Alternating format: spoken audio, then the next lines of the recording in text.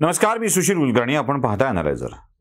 तुम्हाला आठवतंय काही दिवसापूर्वी प्रचाराच्या रणधुमाळीमध्ये पवार काकांनी एक वाक्य बोललेलं होतं.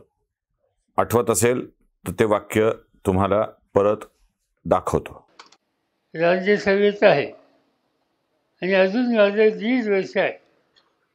त्या 1.5 वर्षाच्या नंतर पुन्हा आता राज्यसभेत जायचं का नाही याचा विचार मला करावा लागेल.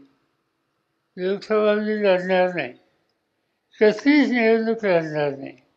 किती निवडणुका करायच्या?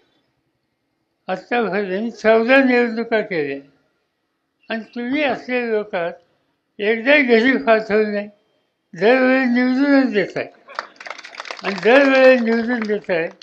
त्यामुळे कुठं थांबलं पाहिजे, नवी पिढी आणली पाहिजे. हे सूत्र घेऊन मी कामाला लागले. माझी ही आता निवडणूक लढवण्याची इच्छा नाही. नवीन नेतृत्व पुढे आलं पाहिजे. आता मी राज्यसभा निवडणुकीत सुद्धा येणार नाही असं सांगत काकांनी सहानुभूती घेण्याचा प्रयत्न केला होता. आणि त्याच वेळी काकांची निवृत्ती नेमकी का हे मी व्हिडिओ करून सांगितलेलं होतं. आता ते पूर्णपणे समोर आलेलं आहे. काय मंडळी, राज्यसभेची निवडणूक ही महाराष्ट्राच्या विधानसभेच्या सदस्यातून होत असते.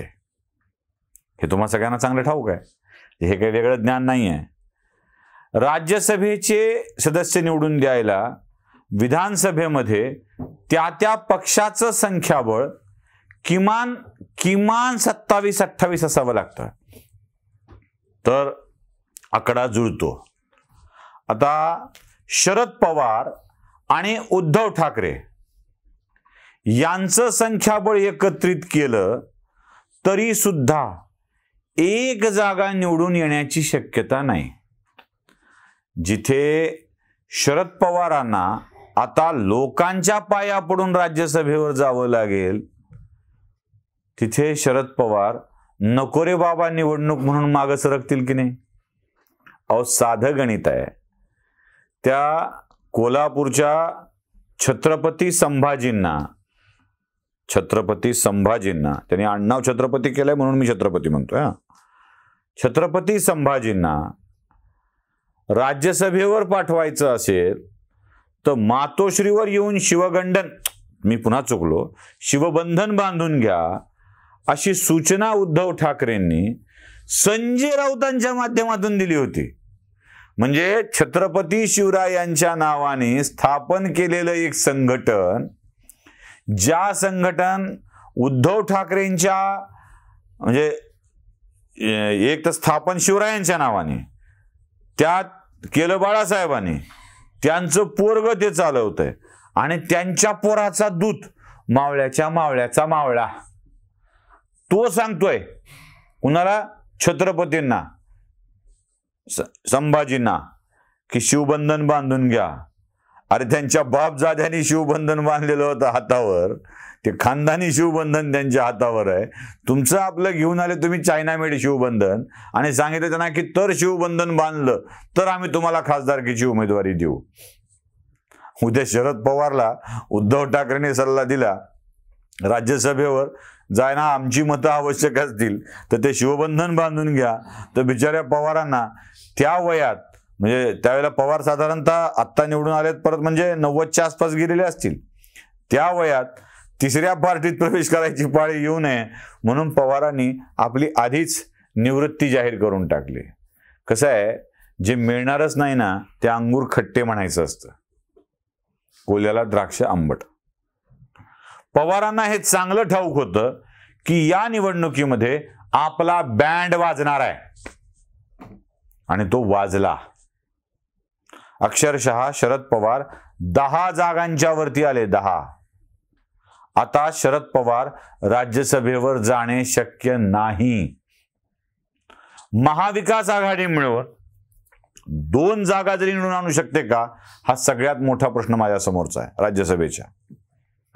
मग त्यात काँग्रेसने कुणाला ऍडजस्ट करायचं, उद्धव ठाकरेंनी कोणाला ऍडजस्ट करायचं, जवळच्या संजय राऊतांना द्यायचं की पुन्हा त्या त्या काय ना त्यांचं नाव, त्या काँग्रेसमधून आलेल्या प्रियंका चतुर्वेदींना द्यायचं का शरद पवारांना पाठिंबा द्यायचा की आपल्या घरातलं कुणी पाठवायचं?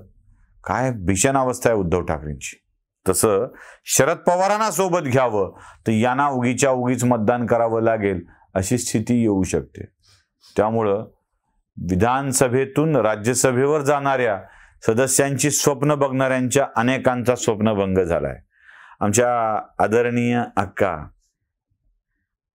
ज्यांना विधानसभेत 600च पडतात म्हणून त्या प्रयत्न करून राज्यसभेवर किंवा विधान परिषदेवर जाण्याचा प्रयत्न करत असतील तर त्याही बिचाऱ्या अक्कांचा स्वप्नभंग झाला आहे. म्हणजे एका अर्थाने बरंच झालं की नीलम गोरेंना ज्यांनी सारखं पाण्यात पाहिलं त्या नीलम गोरेंना सभापती महोदया म्हणायची वेळ आमच्या अक्कावर येणार नाही, एवढी गोष्ट बरी आहे.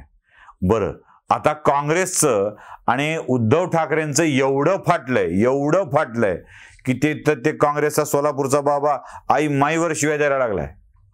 काय शिव्यांची लाखोली वाहिली आहे याचा अंदाज आपल्याला येत नाही. मग हे आता एकमेकाला चांगलं बघतील ही शक्यता नाही आहे.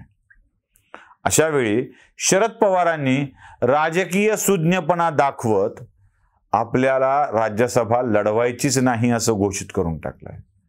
पवारांनी खरं तर अजून सुज्ञपणा दाखवण्याची गरज आहे. पवारांच्या सारखा खूप मोठा नेता महाराष्ट्रात झालेला नाही. आता या खूप मोठ्या नेत्याची ही छोटी होत चाललेली अवस्था केविलवाणी वाटते.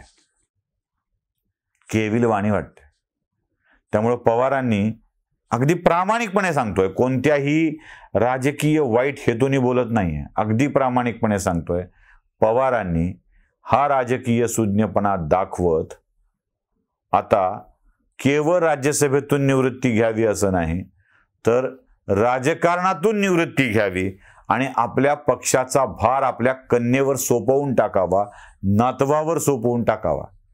म्हणजे त्यांच्या किमान कर्तृत्वाला तरी उभारी मिळेल. किती दिवस जगूया स्वप्ने साहेबांची. साहेबांच्या धोरणांचा परिणाम काय होतो हे आपण बघितलंय आणि हा परिणाम पुढच्या 5 वर्षाकरता झाला हे लक्षात ठेवा. पुढच्या 5 वर्षाकरता आता साहेबांना ऍडजस्टमेंट करण्याकरता कुणाला विधान परिषदेवर घेता येणार नाही, उरलेल्या 5 जागा निवडता येणार नाहीत, आपल्याकडून कुणाला विधान परिषदेवर टाकता येणार नाही. अशा वेळेला चॉकलेट संपलेल्या आजोबांच्याकडं कोणी लेकरं जात नसतात. पवार काकांची चॉकलेट आता संपली आहेत, तो वाटपाचाही कार्यक्रम होणार नाही, पार्टी सक्षम करण्याचाही कार्यक्रम होणार नाही. त्यामुळं राजकीय जीवनातून निवृत्ती घेण्याची गरज आता पवार काकांच्यावरती आलेली आहे. नमस्कार.